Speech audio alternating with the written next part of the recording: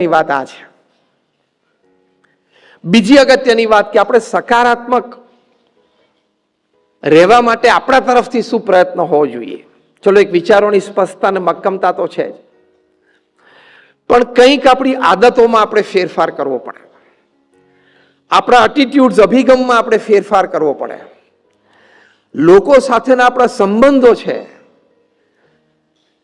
એમાં ક્યાંક આપણા તરફથી ઉણપ રહેતી હોય, જેને લીધે આપણે પીપલ રિસોર્સ ડેવલપ ન કરી શકતા હોય, which is a very big strength for any individual, for any existence upon this earth rather, people support.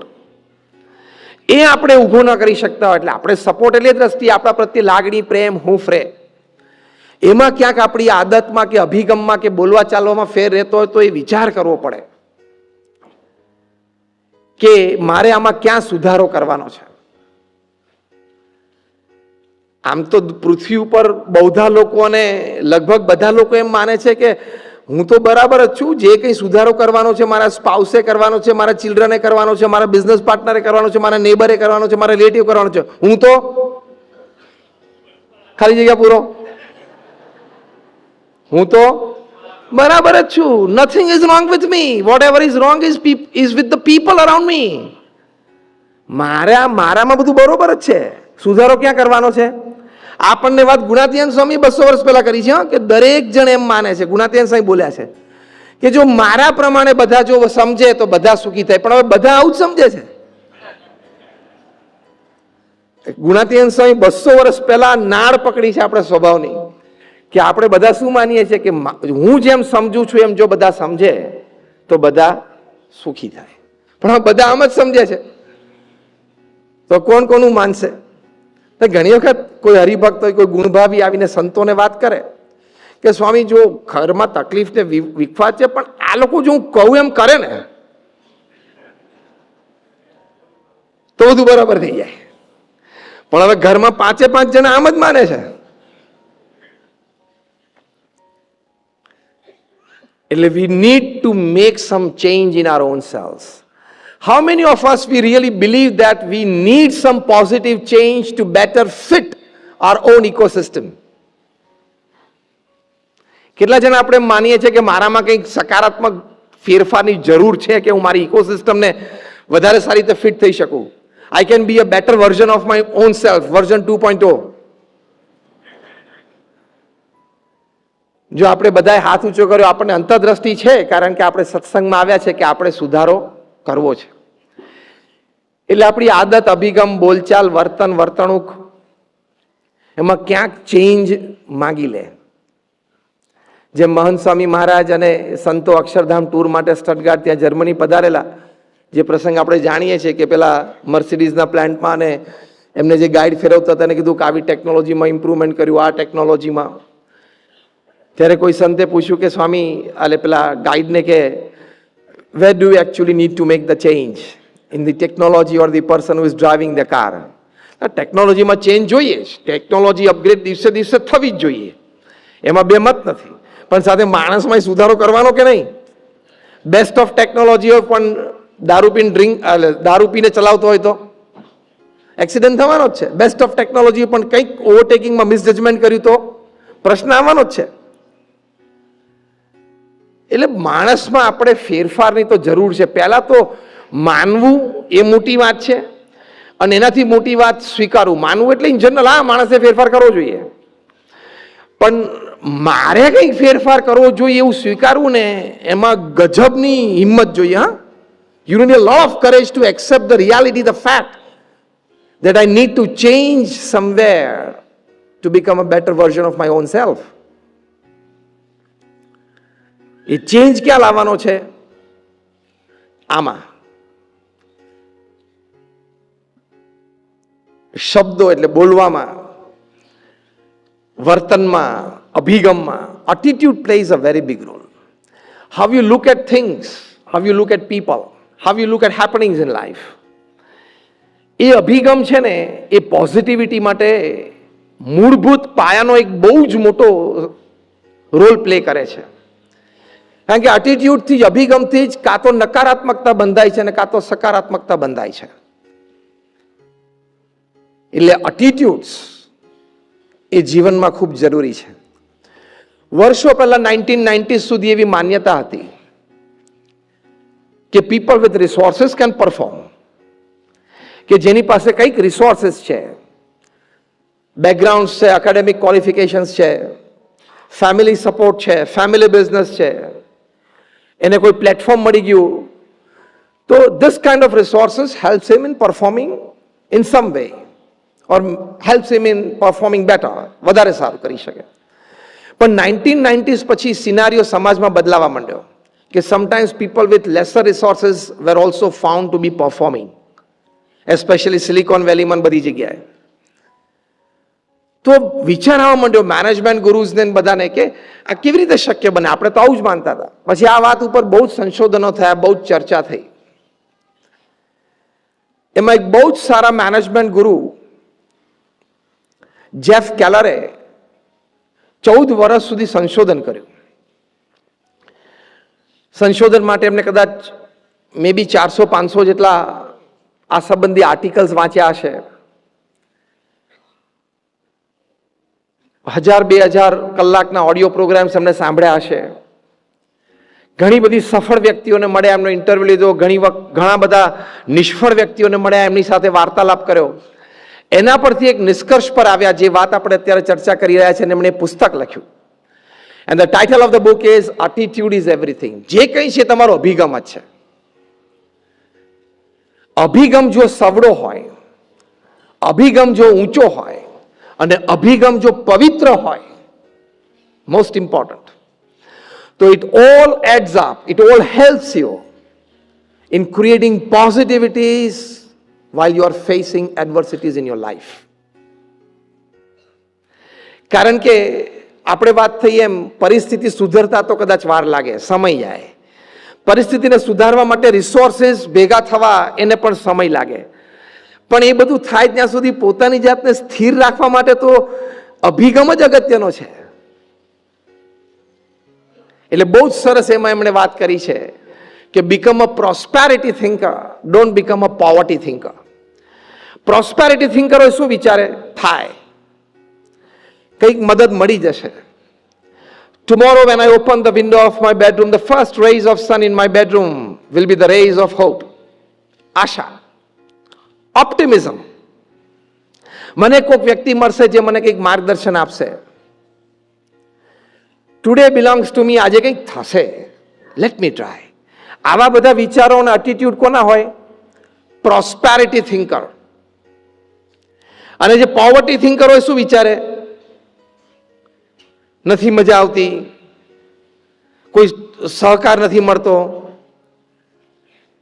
સામે દિવાલ છે, પાછળ શું છે ખબર નહીં, અંધારું જ દેખાય છે, કોઈ આઈડિયા નથી આવતો.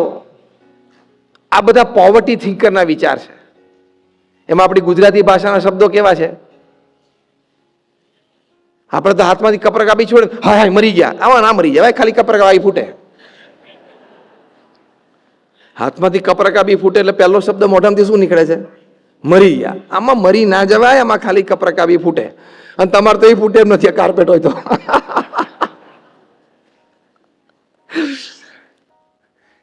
એટલે આ શબ્દો છે ને, આપણને સ્થૂળ રીતે ખ્યાલ નથી આવતો, પણ they play a role in creating some dent. નેગેટિવિટીનો કઈ ડેન્ટ ઊભો થાય છે, એ ધીમે ધીમે મોટો થાય. હાય હાય હવે શું થશે, આ બધા બહુ ડેન્જરસ શબ્દો છે. હાય હાય ને મરી ગયા ને બધું. એટલે એટીટ્યુડ બેઝિકલી સુધારવાનો કે કંઈ હાય હાય થતું નથી, મરી જતા જ નથી, બધું સારું જ થવાનું છે. એટીટ્યુડ એટલે become a prosperity thinker, never ever a poverty thinker. એક બહુ જ સારા મેનેજમેન્ટ ગુરુએ વાત કરી છે, પીટર ડ્રકરે, જેમણે મેનેજમેન્ટ શબ્દ બહુ સારી રીતે ઉલ્લેખ્યો છે અને એનું વિશ્લેષણ કર્યું છે. અને બહુ એક સરસ વાત કરી છે કે even if you have just $5 in your pocket, ચલો ઇંગ્લેન્ડ છે આપણે 5 પાઉન્ડની વાત કરીએ, even if you have just 5 pounds in your pocket, still you have the right to think of a 5 million pound business. હા કે ના? You have the right. અને એ ખાલી કોન્સ્ટિટ્યુશનલ અને ડેમોક્રેટિક રાઇટ નથી, હા, બર્થ રાઇટ નથી ખાલી, ઇટ્સ અ ડિવાઇન રાઇટ, સોલનો રાઇટ છે. You have the right to think big. એટલે attitude matters the most. Pramukh Swami મહારાજે આ BAPS સંસ્થા આટલી બધી વિકસાવી. પોતાના જીવનકાળ દરમિયાન એમને લગભગ 1300 જેટલી નાની મોટી સંસ્થાઓ ઊભી કરી. મુખ્ય તો આપણી આ BAPS સ્વામિનારાયણ સંસ્થાના નેજા હેઠળ, જે એક લૌકિક શબ્દમાં બોલાય કે કોઈ હોસ્પિટલ ઊભી થાય તેમ થાય કે એક તબીબી સેવાની સંસ્થા ઊભી થઈ, એ દ્રષ્ટિએ વાત કરું છું. 1300 સંસ્થા ઊભી કરી. હોસ્પિટલ્સ, હોસ્ટેલ્સ, સ્કૂલ્સ, કોલેજીસ, સંસ્કાર કેન્દ્ર, હરિમંદિર, મંદિર, અક્ષરધામ. અને એ પણ 45 વર્ષમાં. એ પણ એમના જીવનમાં 51 થી 95 વર્ષના સમય દરમિયાન. પ્રમુખ સ્વામી મહારાજ એક લૌકિક દ્રષ્ટિએ બોલે તો સ્ટાર્ટેડ હિઝ કરિયર એટ 51, કારણ કે ગુરુપદે આવ્યા ત્યારે એમની ઉંમર 51 વર્ષની હતી. 51 વર્ષે કારકિર્દી ચાલુ કરવી અને 95 વર્ષની ઉંમર સુધી, એટલે કે 45 વર્ષમાં 1300 સંસ્થાઓ, એટલે almost around like every 15th day of his life he gifted an institute of social service to the society. Unimaginable record beyond the ken of human intelligence.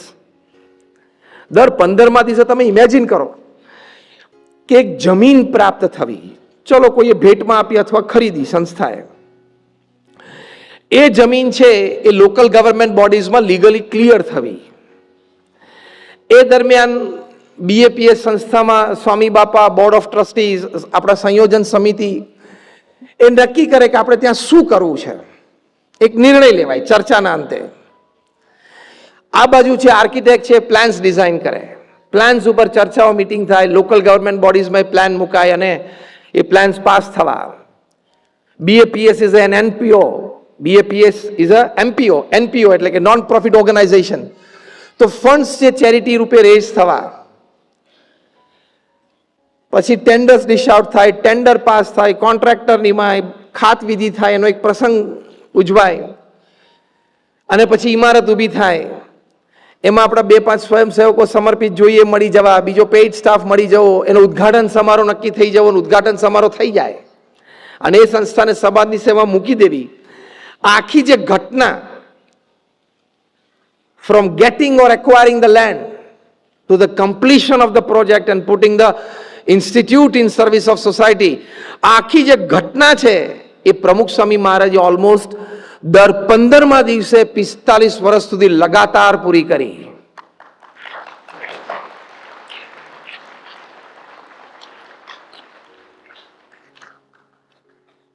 આ વાત એટલા માટે કરું છું તો આટલા મોટા ફલક ઉપર એમણે કાર્ય કર્યું તો એમને પ્રતિકૂળતાઓ, એડવર્સિટીઝ નહીં જોયું હોય?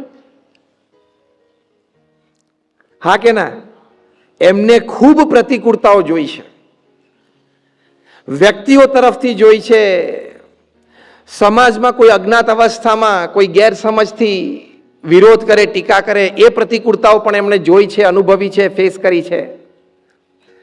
કોઈ જગ્યાએ રિસોર્સિસ ટાંચા પડતા હોય, material resources, man resources, money resources, કોઈ જગ્યાએ સંસાધનો આ બધા ટાંચા પડતા હોય, એ એડવર્સિટીઝ પણ એમણે જોઈ છે. એટલે તો દ્વારકા યાત્રા કરવા ગયેલા. એટલે બધી પ્રતિકૂળતાઓ એમને જોઈ છે, પણ એમાં જે એમને સકારાત્મક ભાવ રાખ્યો છે ને, એ આપણે એમના જીવનમાંથી ખરેખર બધાએ શીખવા જેવો છે. આપણે બધા શીખીએ છીએ અને એ માર્ગે છીએ, પણ ખૂબ એમના જીવનમાંથી શીખવાનું છે. તો we can keep 80 years of our life under a good control of our own self, keep smiling from without and within, બે રીતે, ઉપરથી અંદરથી બે. તો એમણે પ્રતિકૂળતાઓ જોઈ છે અને પ્રતિકૂળતાઓ એમના જે વિચારો છે, જે વર્તન છે, જો સંજોગો અને પરિસ્થિતિની પ્રતિકૂળતાઓ. પ્રમુખ સ્વામી મહારાજ ન્યુયોર્કમાં હતા, રૂમમાં બેઠા હતા, જેને આપણે વ્હાઇટ હાઉસ કહેતા, અને ન્યુયોર્કમાં ત્યાં ફ્લશિંગમાં આપણું મંદિર છે, અને મુલાકાત ચાલતી હતી અને રૂમ નાનો છે. ત્યાં કોઈ વ્યક્તિએ પ્રમુખ સ્વામી મહારાજને કહ્યું, સ્વામી આ રૂમ બહુ નાનો છે. પ્રમુખ સ્વામી મહારાજ તરત બોલ્યા કે નાનો રૂમ સારો, પાવર ઓછો બળે. See the positivity. પ્રસંગ સામાન્ય લાગે, નાનો લાગે. થોડા સમય પછી પ્રમુખ સ્વામી મહારાજ કેનેડામાં હતા, ટોરન્ટોમાં. ત્યાં જે જગ્યાએ બેઠા હતા ઉતારામાં, એ ઉતારો હમણાં એટલે કે એ વખતે તાજો બનેલો હતો એટલે બધું સ્પેશિયસ હતું થોડું. એ જ વ્યક્તિએ પ્રમુખ સાહેબ મહારાજને કહ્યું, સ્વામી રૂમ થોડી આવી સ્પેશિયસ હોય ને તો સારું. પ્રમુખ સ્વામી મહારાજ ઇમિડિયેટલી રિસ્પોન્ડેડ, સ્વામી કે મોટો રૂમ સારો, વધારે લોકો આવી શકે ને બેસી શકે. હવે આ વિચારવા કે આપણે નાની મોટી પ્રતિકૂળતાઓમાં કેવી રીતે સકારાત્મક રહી શકીએ. What happens with you is 10%. How you take it is 90%. સંજોગો પરિસ્થિતિ આપણા જીવનમાં જે ઘડાય એની ઇમ્પેક્ટ તો આપણી ઉપર 10% જ છે. એને કેવી રીતે આપણે આપણા જીવનમાં લઈએ છીએ એનો 90% આધાર છે ઇમ્પેક્ટનો. તો પ્રમુખ સ્વામી મહારાજે કહ્યું નાનો રૂમ એ સારો, પાવર ઓછો બને, મોટો રૂમ એ સારો કે વધારે લોકો બેસી શકે. You have the power, rather we all have the power to see positives in any happening of life. ગમે તે સંજોગો પરિસ્થિતિમાં આપણે પોઝિટિવ્સ જોઈ શકીએ છીએ અને પોઝિટિવ્સથી આગળ ઓપોર્ચ્યુનિટી પણ જોઈ શકીએ છીએ. તમે જો ઘણા બધા વ્યક્તિઓ જે અતિ સફળ ગયા છે એ લોકોએ જીવનમાં એક એટીટ્યુડ રાખ્યો કે કોઈ પણ સંજોગો પરિસ્થિતિમાં પોઝિટિવ તો રહેવું પણ ઓપોર્ચ્યુનિસ્ટિક રહેવું. સુંદર પિચાઈ 2004ની સાલમાં અમેરિકામાં એક સારી જોબની તલાશમાં હતા અને પછી એટલે he was like not in a very good powerful position that he is today. અત્યારે તો ગૂગલ અને આલ્ફાબેટ બધું એ ચલાવે છે એઝ અ સીઈઓ. એ વખતનો આ પ્રસંગ છે કે એમના કોઈ ફ્રેન્ડે એમને કહ્યું કે અમારી મેરેજ એનિવર્સરી છે એટલે કમિંગ વીક વર્કિંગ ડે હતો પણ સાંજે આપણે ડિનર છે તો તમારે આવવાનું છે. એટલે સુંદર પિચાઈને એમના ધર્મપત્નીને નિમંત્રણ હતું. સવારે ઘરેથી જોબ પર નીકળ્યા સુંદર પિચાઈ એટલે એમણે એમના પત્નીને કહ્યું કે ઓફિસ આવર્સ એ પ્રમાણે છે એટલે હું સીધો હોસ્ટના ઘરે પહોંચી જઈશ અને તું પણ ગાડી લઈને ઘરેથી પહોંચી જજે. સાંજે 7 વાગે ત્યાં ડિનર માટે બધાએ બેસવું એવો ટાઈમ નક્કી કરેલો. સુંદર પિચાઈ ઘરે એટલે ઓફિસથી નીકળ્યા એ સમય પ્રમાણે પણ એક્ઝિટ ચૂકી ગયા, ખ્યાલ ના રહ્યો અથવા તો દ્વિધામાં હતા કે અહીંથી વળું કે આગળથી વળું. આમ ચિઠ્ઠીમાં લખેલું તો હતું એડ્રેસ, ટેક્સ્ટ મેસેજ તો હતો પણ જે કંઈ થયું દ્વિધા થઈ, ચૂકી ગયા. પણ પછી તો ગોળ ગોળ ફરવાનું થયું કારણ કે ત્યાં તો અમેરિકામાં બધી એક એક્ઝિટ ચૂકી ગયા એટલે તમારે 15 મિનિટે ને અડધો કલાક ને પોણો કલાકે થઈ જાય. You don't know. આમ કે પગ દેખાડીને તો તરત રિક્ષા વાળી નથી લેવાતી. એટલે આ બાજુ હોસ્ટ કે એમના પત્ની ફોન કરે કે વે આર યુ, તો કે હવે આઈ એમ લોસ. અને અમેરિકામાં તો શું ખોવાઈ જાય તો તમે તો બીજું તો શું એડ્રેસ આપી શકો, રસ્તા બધા સરખા લાગે, લાંબા લાંબા રસ્તા લાગે. આપણી જેમ તો બોલે નહીં કે આ મહેતા ભજીયા હાઉસની બાજુમાં નીચે પેલા ઊભો છું અહીંયા, એવું તો બોલાતું નથી અમેરિકામાં. લાંબા લાંબા રસ્તા હોય ક્યાં છો ખબર જ ના પડે તમને. એટલે મૂંઝાયા અને પહોંચી ન શક્યા. વળી આ બાજુ સમય ને બીજા ગેસ નીકળ્યો એટલે બધા જમવા તો બેસી ગયા. એમના પત્ની વારે વારે ફોન કરે કારણ કે એન્ઝાયટીમાં આવી ગયા હતા. ઇટ વોઝ લાઈક એન એમ્બેરેસમેન્ટ કે બધા આવી ગયા ના કેમ ના પહોંચ્યા.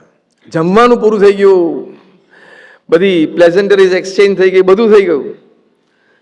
બધા નીકળવાનો ટાઈમ થયો ત્યાં સુધી બિચારા સુંદર પિચાઈ તો આંટા જ મારતા હતા, પહોંચી જ ના શક્યા. બહુ લગભગ 9-1 વાગે પહોંચ્યા, બધા ગેસ નીકળી ગયેલા અને હોસ્ટે એમને વેલકમ કર્યા, ભેગા બેઠા, જમ્યા થોડું, પછી નીકળ્યા. ઘરે પહોંચ્યા એટલે એના પત્ની તો બહુ ખીજાણા અને કે તમારે સમય આવી જવું છે. ને કોઈને પણ ગુસ્સો આવે, સ્વાભાવિક છે, અને થોડા અકળાઈ જાય. પણ હવે સુંદર પિચાએ સોરી કીધું, બધી વાત સાચી, હોસ્ટને કીધું, વાઈફને કીધું, ફેમિલી સોરી. પણ હવે શું થાય, રાત્રે સુવા ગયા ને સીધા attitude, positivity in adversity. What happen with me today might have happened with many people in the world today. Possible છે ને.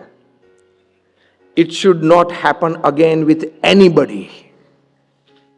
એટીટ્યુડ તમે જુઓ, એમણે શું નક્કી કર્યું, ફરી વખત આ ના જ થવું જોઈએ. મારી સાથે તો નહીં પણ દુનિયામાં કોઈની સાથે ના થવું જોઈએ. પથારીમાંથી ઊભા થયા, એના વાઈફ કે ક્યાં જાઓ છો? ઓફિસ જાઉં છું. અત્યારે તો કે અત્યારે હું મારા વિચારો જ કંટ્રોલ નહીં કરી શકું. મને ઊંઘ જ નહીં આવે. Let me go to office and work. રસ્તામાંથી ફોન કરીને ટીમને come to office, come to office, come to office. એટલે બધા મૂંઝાણા કા રાત્રે બોસ તો ફોન આવ્યો છે પણ હવે જવાનું તો છે જ. ત્યાં જઈને એમણે આઈડિયા પ્રસ્તુત કર્યો. ગ્રેજ્યુઅલી એક પ્રોડક્ટ બની.